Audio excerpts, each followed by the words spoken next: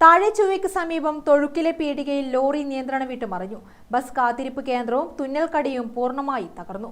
3 പേരുണ്ടായിരുന്ന ലോറിയിൽ സഹഡ്രൈവർ പാലക്കാട് സ്വദേശി അഖിലിന് നിസാര പരിക്കേറ്റു. ദേശീയപാത 66-ൽ തിങ്കളാഴ്ച പുലർച്ചെ 5ഓടെയാണ് സംഭവം.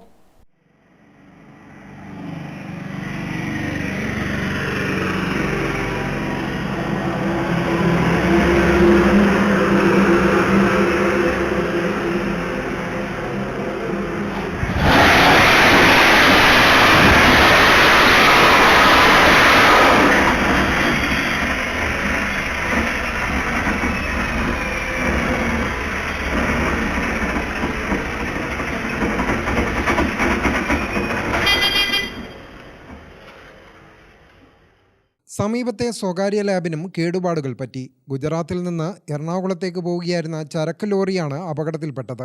പുലർച്ചെ ആയതുകൊണ്ടാണ് അപകടത്തിന്റെ തീവ്രത കുറഞ്ഞത്. ബസ് സ്റ്റോപ്പ് പൂർണ്ണമായും അടുത്തുള്ള തയ്യൽ കട ഭാഗികമായും തകർന്നു.